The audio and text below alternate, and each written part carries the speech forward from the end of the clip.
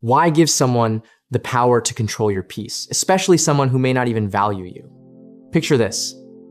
You're sitting at the table, mid-conversation, thinking everything is normal. Then it happens. Someone you love, a parent, a spouse, a close friend, says one sentence. Not loud, not dramatic, just enough. A small comment about how you're always like this.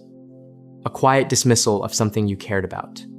Or maybe they don't even respond at all, they just glance at their phone while you're speaking, as if your words carry no weight. And suddenly, something inside you shifts. Your chest tightens, your jaw hardens. You don't explode, but inside, a storm begins. Your mind starts building a case. You replay the moment, again and again, each time adding more reasons why you're right to feel hurt, ignored, disrespected. Most people stop there. They live in that loop, quietly arguing, silently defending, holding on to a moment the other person has already forgotten. But what if the real issue isn't what they said? What if the deeper problem isn't people at all, but the unseen patterns inside you that react automatically, without permission, without awareness?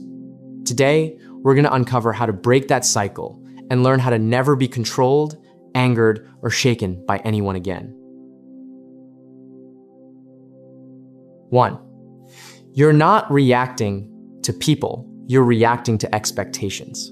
Let me dismantle something right now. You think people make you angry. They don't.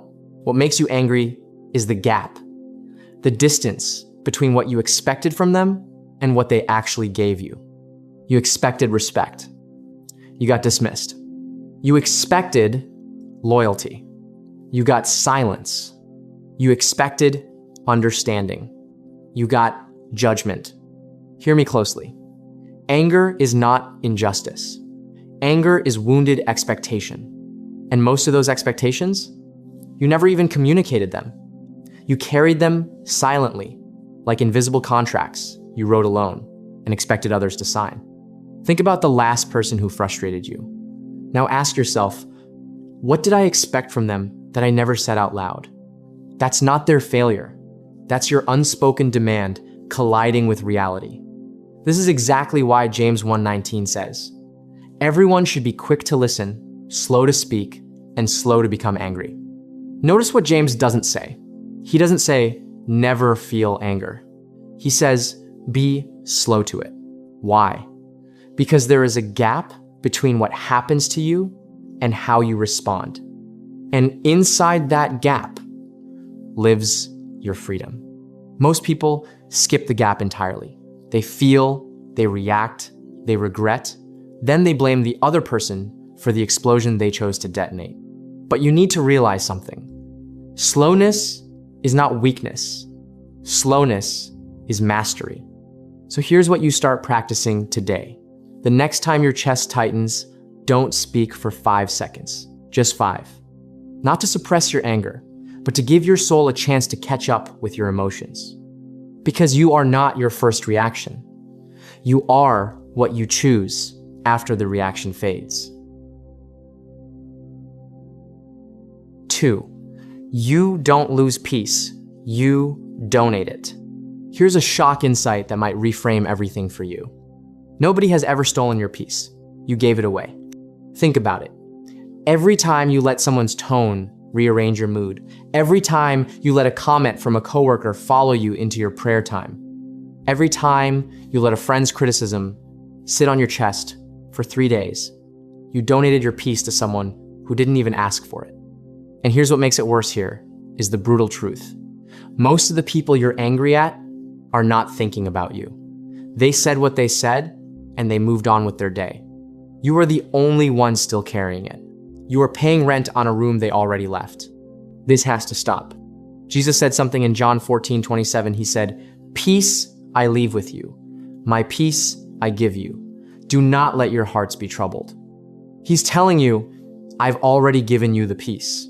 Now stop handing it to people who didn't earn it, can't sustain it, and won't return it. Your peace is not a public resource. It is a divine deposit. This means you need boundaries. Not walls to shut people out, but filters to decide what gets in. Because not every opinion deserves your emotional bandwidth. Not every slight requires a response. Some things are meant to pass through you, not live in you. People think detachment is coldness. It's not.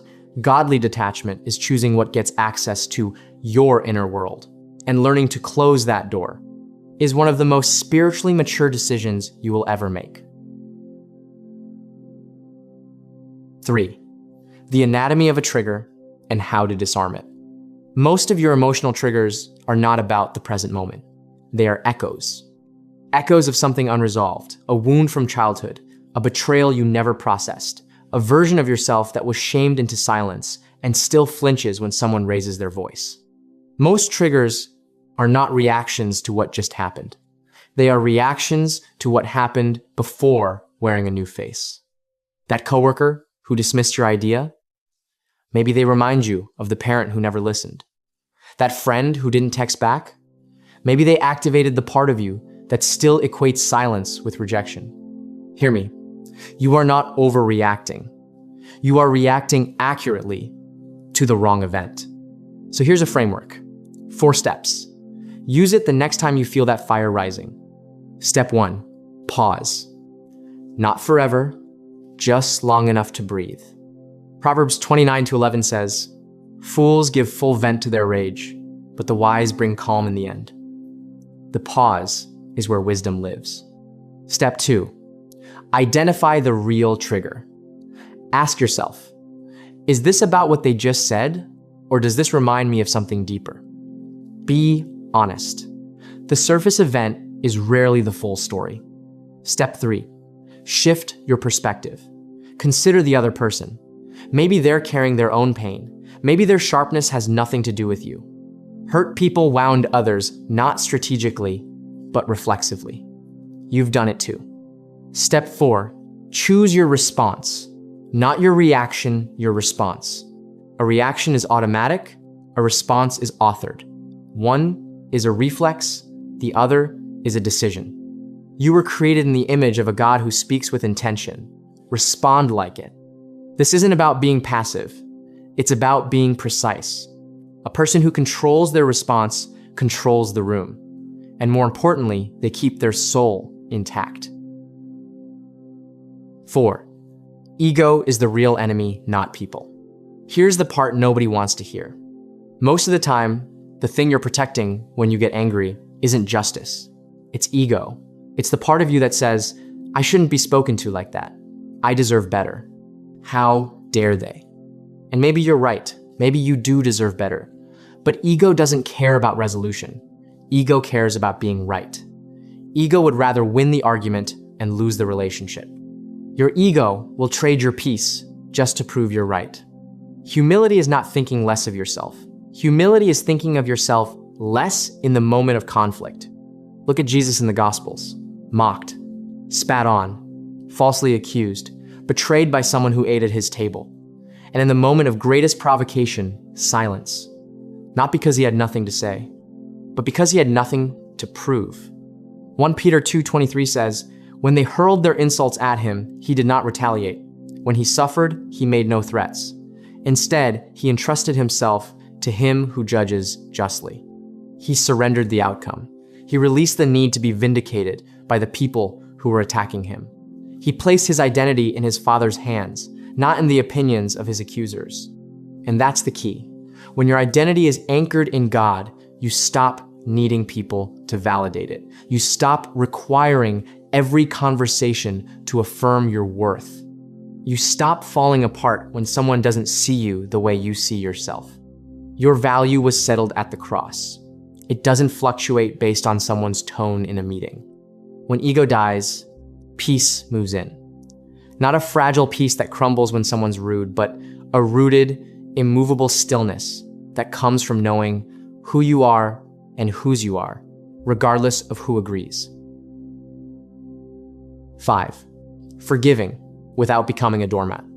Now, I know what some of you are thinking right now. You're thinking, wait, if I let my ego die and just stay peaceful, am I supposed to just let people treat me however they want? Absolutely not. Grace is not tolerance of abuse. Grace is the refusal to let someone else's dysfunction define your behavior.